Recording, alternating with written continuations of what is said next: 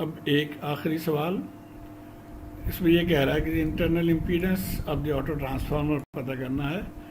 सवाल ये है कि ट्रांसफार्मर रेटेड एट 100 kVA है, सो 100 kVA हमने लिख दिया, और ये इसका इनपुट और आउटपुट है, यानी 12 kV और 1.2 kV ये फ्रीक्वेंसी है। कन्वेंशनल टू वाइंडिंग ट्रांसफार्मर है।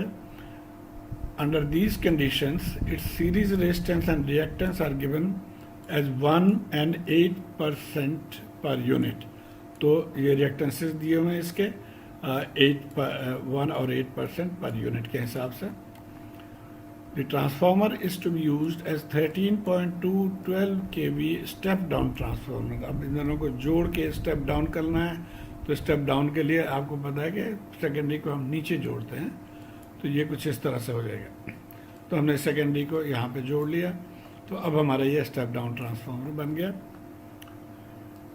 In the auto transformer connection, what is the transformer rating when used in this manner, यानी ऑटो ट्रांसफार्मर के तौर पे जब हम यूज़ कर रहे हैं तो अब इसकी रेटिंग क्या होगी। ये हमने जैसे पहले सवाल किया था, भाई एग्जिस्टिंग रेटिंग ये है और ये रेटिंग इसकी क्या है, तो हमें सिर्फ आउटपुट वोल्टेज और करंट से हम ये मालूम कर सकते हैं। सेकंड क्वेश्चन ये है कि what is the transformer series impedance in per unit. तो ये हमने नहीं किया, तो इसको देखेंगे कि हम सीरीज इम्पीडेंस कैसे इसको निकाल सकते हैं। तो ये पावर रेटिंग हम जिस तरह हमने किया एग्जैक्टली यही फॉर्मूला हम फॉलो करेंगे। हमें यहाँ पे एस ऑटो मालूम करना है, बाकी चीज़ें हमें तमाम पता है। और अगेन वाइंडिंग रेशियो हम इसके वोल्टेजेस से हम मालूम कर सकते हैं। अगर 12 kV इंटू 1 है तो 12 इंटू 1.2 रेशियो हो जाएगा, या इसको आप 10:1 भी लिख सकते हैं। तो टर्न रेशियो 12 इंटू 1.2, या इसको अगर 12 से डिवाइड कर देंगे तो ये हो जाएगा 10:1। तो अब यही वैल्यूज़ हम यहाँ पे यूज़ कर लेंगे। तो यहाँ से एस ऑटो के लिए ये वैल्यूज़ यूज़ कर लेंगे हम। तो 1 आ गया, ये इसके जगह पे हमने ये 1 लिख लिया, NC की जगह पे 10 लिख लिया और 1, और 10 kV हमारा जो है वाइंडिंग kVA है।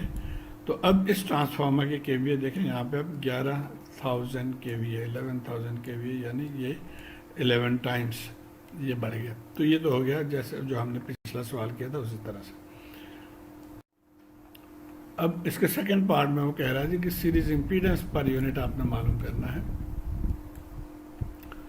तो अब जब हम इनको पर यूनिट को अगर हम पर यूनिट पर को हम कर लेंगे इन टर्म्स ऑफ इसको डिवाइड कर देंगे 100 से, तो ये हमारे पास आ जाएगा कि ये रियल पार्ट है 0.01, इसको 100 से डिवाइड किया, और ये इमेजिनरी पार्ट है। ये देखिए पहला रेजिस्टेंस है और सेकंड जो है वो रिएक्टेंस है। तो रिएक्टेंस को हम इमेजिनरी हिस्से में लिखते हैं J इंटू 0.08, इस 8 को भी 1000 से डिवाइड कर दिया।